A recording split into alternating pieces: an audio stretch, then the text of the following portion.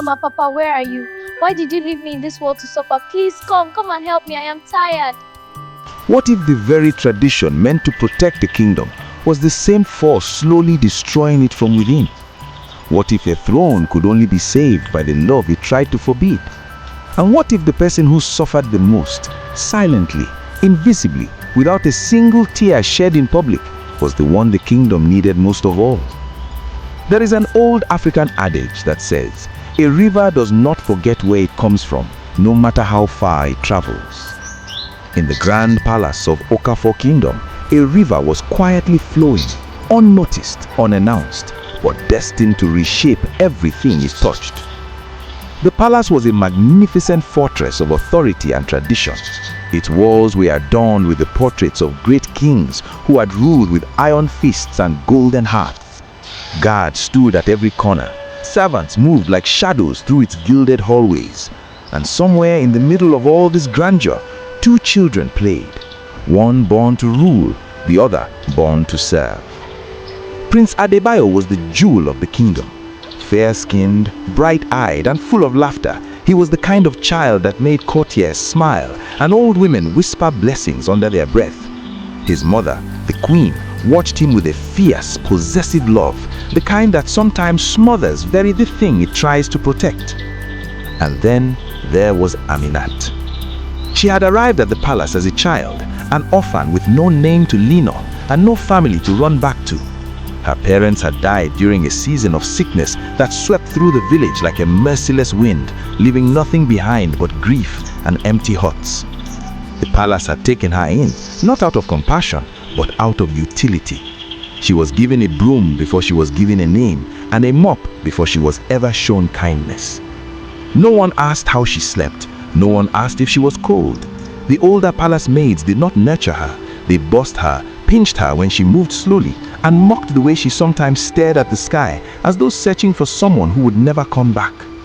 At night, Aminat would curl into the corner of her sleeping mat and press her knees to her chest, trying to remember the smell of her mother's wrapper, the sound of her father's laugh.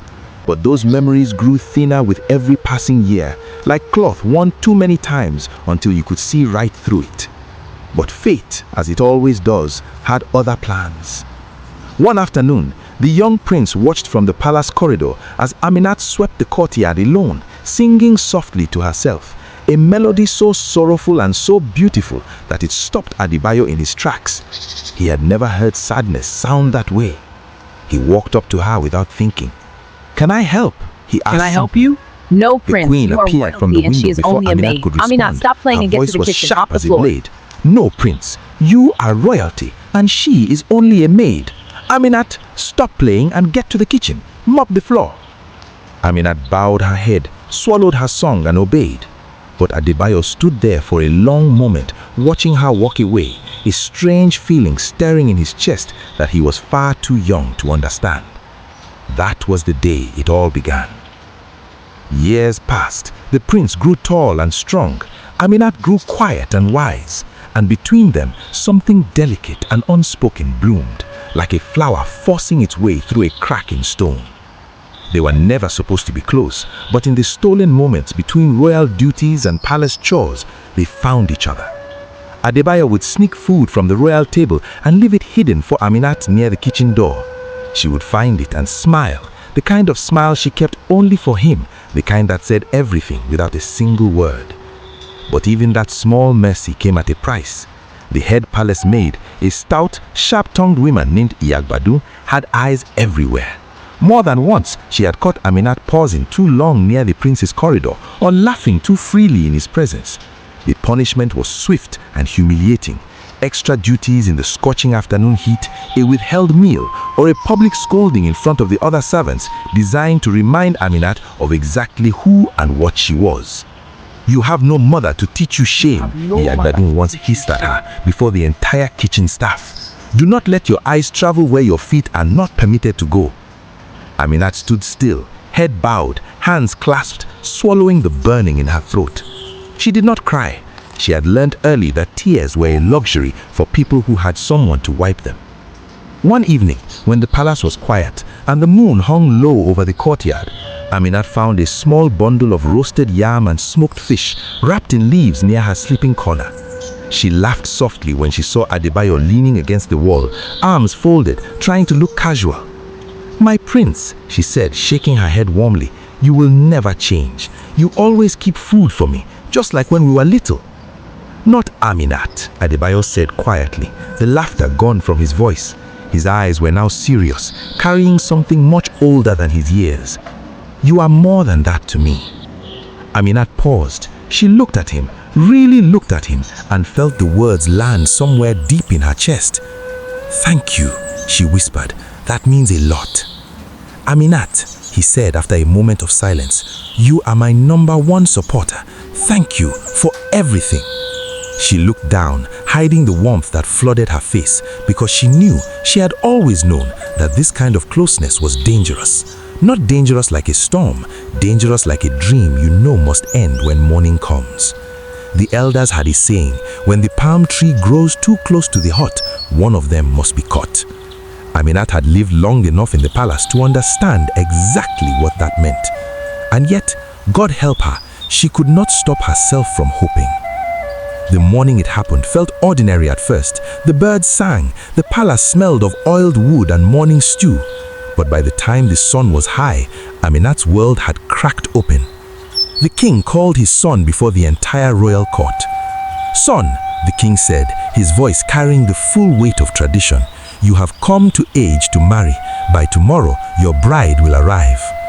Adebayo's jaw tightened. "My bride? I am not interested in anyone, father. I have Aminat." A terrible silence fell over the court. Even the candles seemed to hold their breath. Several courtiers exchanged glances, some alarmed, some amused, some quietly scandalized. Aminat, who had been carrying a water vessel through the adjoining corridor, stopped dead in her tracks. Her heart hammered against her ribs like something trying to escape. "My son," the king said carefully, his tone measured but firm, "you are to marry a princess. That is the tradition. Aminat is a maid here. There is nothing we can do about it." "I love Aminat," the prince said boldly, his voice rising, filling the throne room with words that had no business being spoken aloud in that space. The queen rose sharply. "Adebayo!" Her voice was a warning wrapped in ice. "I will not be silenced, mother. I have watched this girl scrub floors since she was a child. I have watched her be sent away from tables, denied rest, mocked by servants who are not half the person she is. She has endured everything this palace has thrown at her with dignity I have never seen in any royal court. And you are telling me she is not worthy?" "My son," the king rose now, his full authority radiating across the room, "you know that you cannot question tradition. Love does not rule nations." Those 5 words, "love does not rule nations," fell like stones into still water, and their ripples would be felt for years. Adebayo held his father's gaze for a long, defiant moment. Then he turned and walked out of the throne room. He did not bow, he did not excuse himself, he simply left, the first act of rebellion in a war he was not yet ready to surrender.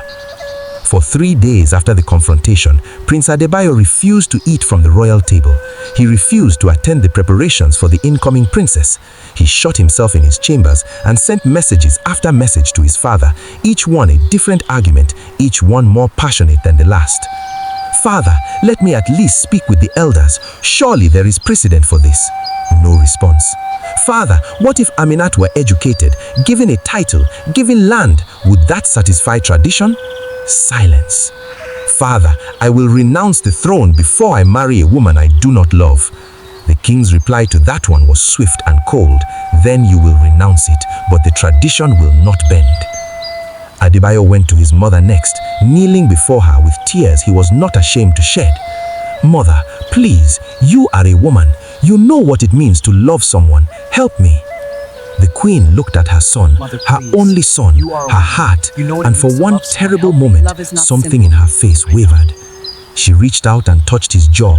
Then she pulled her hand back, straightened her spine, and said quietly, "My son, you have done well, but the occasion must start. This is bigger than the 2 of us."